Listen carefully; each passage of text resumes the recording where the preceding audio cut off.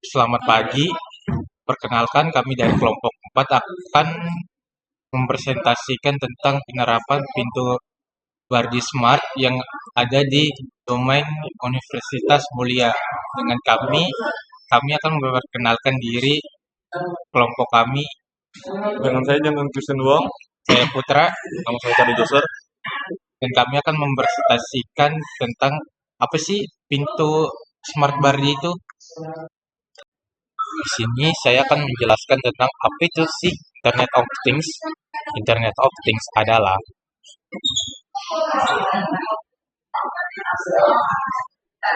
Internet of Things merupakan teknologi terkini yang menciptakan jaringan global, mesin, dan perangkat yang mampu berkomunikasi dan bertukar data satu sama lain melalui internet. Hanya saja, berbeda dengan internet biasa, IoT adalah cara di mana semua informasi tentang objek yang terhubung menganalisanya dan membuat keputusan.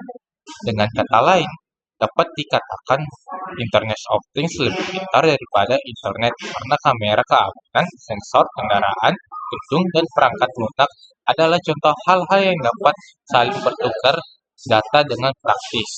Jadi, Internet of Things menggambarkan jaringan objek fisik atau sesuatu yang disematkan dengan sensor, perangkat lunak, dan teknologi lainnya untuk satu tujuan, yakni menghubungkan dan bertukar data dengan perangkat dan sistem lain melalui internet. Perangkat ini berkisar dari benda-benda rumah tangga biasa hingga alat-alat industri yang canggih. Dengan lebih dari 7 miliar perangkat IoT yang terhubung saat ini, dan para ahli memperkirakan jumlah ini akan bertumbuh dari 10 miliar pada tahun 2020 jadi 22 miliar pada tahun 2025 nanti. Ekosistem IoT sendiri terdiri dari perangkat pintar kemampuan web yang menggunakan sistem tertentu seperti prosesor, sensor, dan perangkat keras komunikasi yang mengumpulkan, mengirim, dan bertindak berdasarkan data yang mereka peroleh dari lingkungan mereka. Kemudian, perangkat IoT akan berbagi data sensor yang dikumpulkan dengan menghubungkan ke gateway IoT atau perangkat edge lainnya. Tempat data dikirim ke cloud untuk dianalisis secara lokal. Terkadang perangkat ini berkomunikasi dengan perangkat terkaitnya dan bertindak berdasarkan informasi yang mereka dapatkan satu sama lain. Perangkat melakukan sebagian besar pekerjaan tanpa campur tangan manusia, meskipun dapat berinteraksi dengan perangkat, misalnya mengatur, memberi instruksi, dan mengakses data hanya dengan perintah suara. Internet of Things adalah konsep yang menghubungkan berbagai fisik melalui internet, memungkinkan perangkat tersebut saling berkomunikasi dan berbagi data. IoT berguna untuk kehidupan sehari-hari dikarenakan IoT memiliki potensi besar untuk meningkatkan produktivitas, efisiensi, dan keamanan dalam kehidupan sehari-hari. Dengan menghubungkan perangkat dan sistem, IoT memungkinkan otomisasi pengambilan keputusan berbasis data dan penghematan waktu yang dapat membantu kita menjalani kehidupan yang lebih produktif dan nyaman. Kita ke 1.2 identifikasi penerapan IoT dalam kampus. Bardi Smart Lock merupakan gagang pintu berikut kunci keamanan yang dapat dibuka melalui aplikasi kartu RFID, Smart From ID Card, e-money, PIN, dan fingerprint, dan kunci khusus yang terdapat dalam satu paket. Pintu Bardi Smart adalah jenis pintu pintar smart door yang dilengkapi dengan teknologi canggih untuk meningkatkan keamanan dan kenyamanan penggunanya. Produk ini biasanya menggunakan sistem elektronik dan konektivitas seperti Wi-Fi atau Bluetooth untuk memungkinkan kontrol pintu melalui aplikasi di smartphone. Bardi Smart Lock, Bardi Smart Door Lock sudah memiliki IP rating IP54 yaitu proteksi terhadap tapias hujan dan kotoran debu, tetapi tidak tahan dengan curah hujan. Splashproof bukan waterproof. Seperti Bardi Smart Lock juga menggunakan partai AA4 piece sehingga pengguna dapat langsung membobok pintu dan memasang saja tanpa perlu ada penarikan kabel. Bardi Smart Lock juga sudah dilengkapi dengan notifikasi level baterai sehingga pengguna dapat mengetahui level baterai dan dapat mengganti baterai sebelum mati total. Bagaimana sih penerapannya Bardi Smart Lock itu? Begini.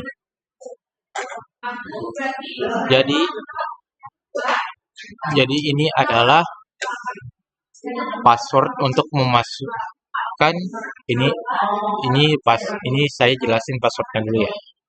Ini password untuk memasukkan PIN yang ada di pintu ini, dan ini sidik jari untuk bisa mengakses password pintu ini untuk supaya bisa masuk ke dalam. Pintu ini memiliki teknologi yang sangat canggih dan pastinya juga sangat mahal untuk membeli sebuah gagang pintu ini. Dan kami juga akan menjelaskan tentang metode aksesnya gimana sih. 1. Metode akses sidik jari. Daftarkan sidik jari. Gimana sih cara kita mendaftar atau menggunakan pintu Bardi Lock ini? Caranya yaitu 1. Dengan mode akses sidik jari. Daftarkan sidik jari Anda untuk membuka kunci dengan mudah. PIN. Gunakan komunikasi angka sebagai kode akses. Jangan PIN tanggal lahir Anda ataupun yang lainnya. Kartu RFID. Tempelkan kartu RFID yang telah terdaftar untuk membuka kunci. Aplikasi smartphone terkontrol kunci melalui aplikasi Bardi Smart Home di smartphone Anda. 2. Pemasangan dan pengaturan awal. Pemasangan perangkat. Lepaskan gagang pintu lama dan siapkan area untuk pemasangan kunci baru. Gunakan template yang disediakan untuk menandai dan melubangi pintu sesuai kebutuhan. Pasang tumpuk kunci ke dalam pintu dan kencangkan skrup pengunci. Atur arah gagang sesuai kebutuhan dengan memutar dan mengencangkan skrup pada bagian belakang gagang. Hubungkan kabel koneksi antara bagian depan dan belakang kunci, lalu pasang baterai AA pada bagian belakang. Pasang buckle plate pada bingkai pintu untuk memastikan kunci berfungsi dengan baik. Uji fungsi kunci untuk memastikan semuanya bekerja dengan benar. Verifikasi. Nah, tekan tombol petik 2 bintang petik 2 selama beberapa detik hingga terdengar suara please admit pressure. Tempelkan sidik jari pada sensor sehingga terdengar notifikasi sukses. Tempelkan kartu RFID pada area ditentukan untuk mendaftar. Masukkan PIN terdiri dari 6-8 digit dan diakhiri dengan tanda petik 2 pagar petik 2. Tekan tombol petik 2 bintang petik 2 untuk keluar dari mode pengaturan. Penyambungan dengan aplikasi. Itu aplikasi Bardi Smart Home dari Play Store atau App Store Anda. Dan untuk masuk, registrasi dulu akun Anda menggunakan email atau nomor telepon Anda. Di halaman utama, tekan tanda petik 2 tambah petik. Untuk menambahkan perangkat baru, pilih perangkat Smart Door Lock dari daftar tersedia. Aktifkan mode pairing pada kunci dengan menekan tombol bintang, 3 dan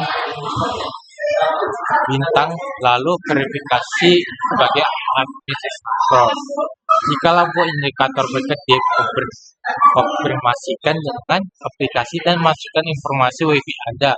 Tunggu hingga proses penyambungan selesai dan perangkat terhubung dengan aplikasi. Lanjut ke fitur tambahan. 3 fitur tambahan alarm anti ketiga. Kunci dilengkapi dengan alarm yang akan terjadi jika terdeteksi upaya pembobolan. Daya tahan baterai, akan 4 baterai AA dengan masa pakai antara 6 hingga 10 bulan untuk penggunaan.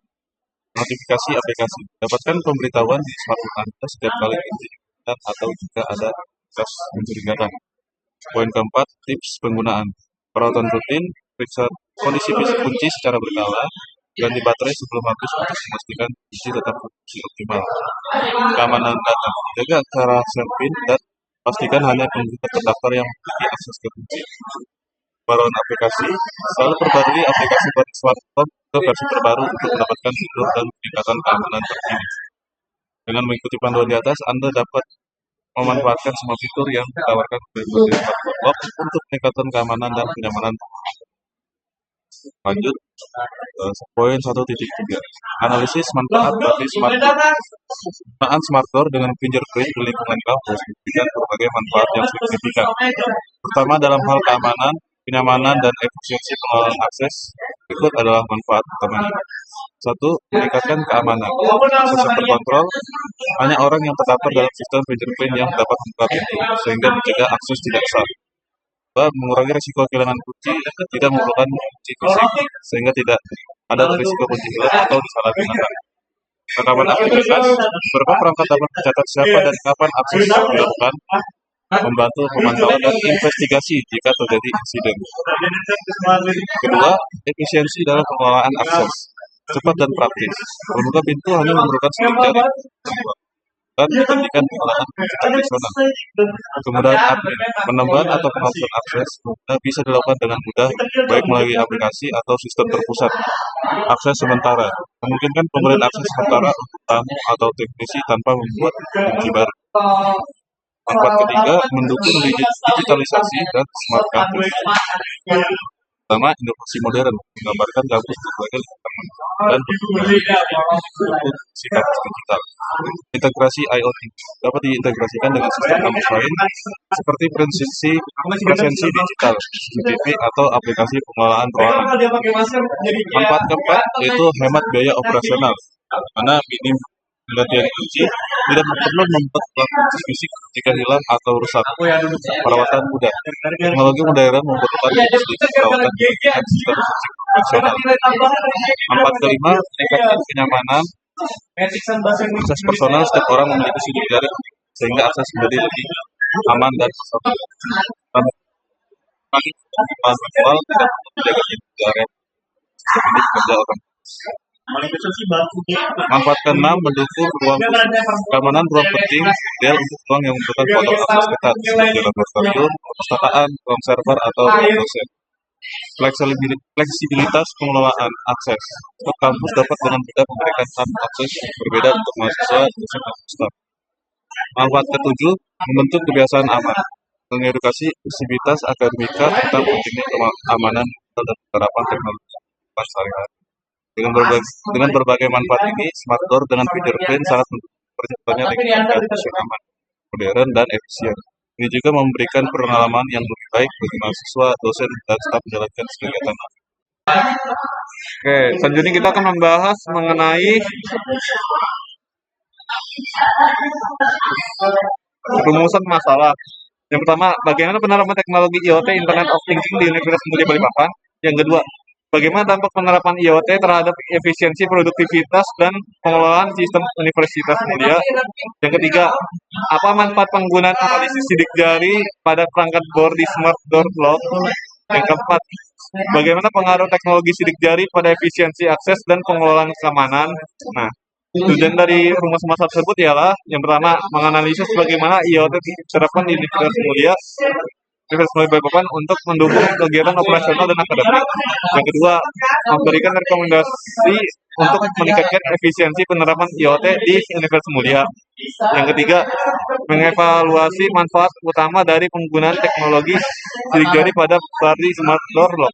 Yang keempat, mengidentifikasi pengaruh teknologi ini terhadap kenyamanan dan keamanan penggunanya.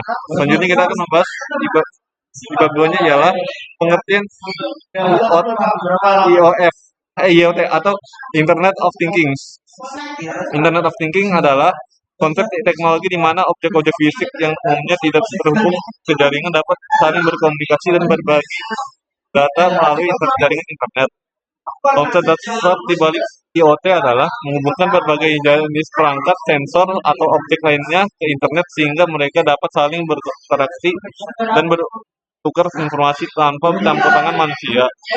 Dalam implementasinya, objek-objek ini ditangkap dengan sensor, perangkat lunak, dan teknologi komunikasi yang memungkinkan mereka mengumpulkan data dari lingkungan sekitarnya dan mengirimnya melalui jaringan internet. Data yang dikumpulkan ini kemudian dia dapat diolah dan dianalisis untuk memberikan wawasan yang berharga kepada pengguna atau sistem yang terlibat. Adapun beberapa pengertian dan definisi IoT menurut para ahli yang perlu kalian ketahui ialah yang pertama, menurut Casagras, IoT merupakan sebuah infrastruktur jaringan global di mana mereka menggabungkan benda berupa fisik atau virtual melalui kemampuan eksploitasi, rekaman, serta komunikasi. Infrastruktur tersebut terdiri daripada jaringan yang telah ada, serta internet seperti sekarang ini dengan jaringan yang sudah dikembangkan. Yang kedua, menurut Kevin Ashton 2019, definisi IoT berdasarkan pernyataan adalah alat dengan dukungan kemampuan internet di mana alat Internet of Things tersebut memiliki potensi untuk mengubah sebuah dunia. Contohnya seperti yang pernah dilakukan oleh yang tidak disebut dengan internet. Hal ini bahkan bisa saja dapat menjadi lebih hebat lagi. Yang ketiga, menurut teknisi IoT Foral, definisi dari Internet of Things atau IoT adalah sistem perangkat komputasi yang saling terkait, mesin mekanik dan digital, objek atau objek hewan atau manusia yang dilengkapi dengan identifikasi unik dan kemampuan untuk mentransfer data melalui jaringan. Hal tersebut dilakukan tanpa memerlukan manusia ke manusia atau manusia hanya dengan interaksi ke komputer saja. Sejarah perkembangan Internet of Things atau bisa disebut juga IoT. Sejarah Internet of Things dimulai sejak awal perkembangan komputer dan jaringan, namun konsep modern IoT mulai berkembang pada tahun 1980-an dan terus berlanjut hingga saat ini. Berikut adalah beberapa tonggak sejarah dalam perkembangan IoT. Yang pertama, awal konsep IoT pada tahun 1980-an hingga 1990-an. Konsep dasar IoT muncul dengan perkembangan perangkat yang dapat terhubung ke jaringan. Pada tahun 1980, seorang ilmuwan komputer bernama Mark Weiser mengumumkan konsep ubiquitous computing atau komputasi yang meresap, di mana perangkat komputer akan tersebar di lingkungan sekitar untuk membantu manusia dalam aktivitas sehari-hari. Yang kedua, koneksi mesin pada tahun 2000-an hingga awal 2010-an. Pada awal 2000-an, perkembangan dalam sensor teknologi nirkabel dan protokol jaringan memungkinkan perangkat-perangkat industri seperti mesin, kendaraan, dan peralatan lainnya untuk terhubung ke internet dan bertukar data. Namun konsep IoT masih dalam tahap awal perkembangan. Yang ketiga, munculnya istilah Internet of Things atau bisa disebut juga IoT pada tahun 2010-an. Istilah Internet of Things mulai digunakan secara luas pada dekade ini. Pada tahun 2011, Internet of Things Council didirikan untuk membahas perkembangan dan dampak IoT. Things Council didirikan untuk membahas perkembangan dan dampak IoT teknologi seperti RFID, yaitu Radio Frequency Identification, dan sensor semakin umum digunakan dalam berbagai sektor, termasuk manufaktur, pertanian, dan perawatan kesehatan. Yang keempat, ada pengembangan platform dan standarisasi pada tahun 2010-an. Seiring dengan pertumbuhan perangkat dan data IoT, banyak platform dan protokol standar muncul untuk membantu integrasi dan interoperabilitas antar perangkat. Contohnya adalah protokol MQTT atau Message Queuing Telemetry Transport yang dirancang untuk komunikasi ringan dan efisien antar perangkat IoT.